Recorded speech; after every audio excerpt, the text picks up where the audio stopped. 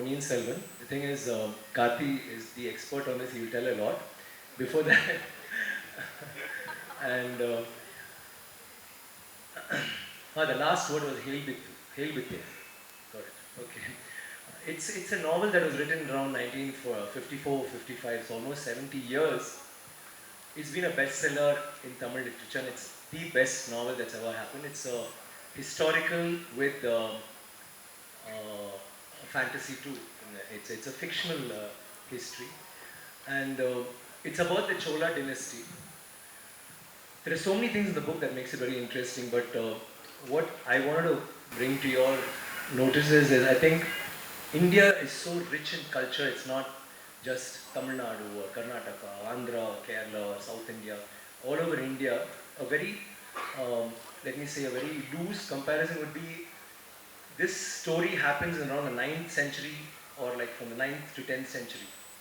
And during that period, Rajaraja Chola, played by him, when he was a king, he built about 3,000 temples. He built a lot of temples. He did about 5,000 dams. He had political, so he had politics. There was voting to select village heads. They had water management ministry. They had everything, and they had so much like literature flourished. There was so much of heritage and so much of culture. This, when you compare to the rest of the world at that time, is very strange because America got there. They were discovered 500 years later when it was still a country which was just filled with native Indians. So that was like that. That is the difference you can show in India, what was happening in India at that time. So that culture is something that is reflected in all our stories.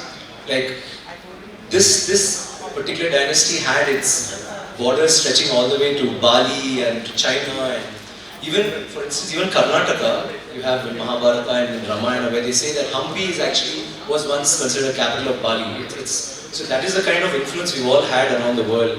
And we are part of this story where all of us play very interesting characters. Some of us, like he is a fictional character, but all the others have been part of history, and we've done our roles which are very, very strong. The women in this film are, what do you say, very, very powerful, very strong-minded. Likewise, all the characters, like all of us are there. In this film, we have about 14 heroes. And every girl in this movie is either a heroine or she's been a heroine sometime.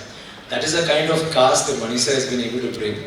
And talking about him, I think this movie deserves somebody like Manisha, and he is the master craftsman, and we all feel so proud to be a part of this dream of his, which he's been trying to do for almost 40 years, and he's finally done it.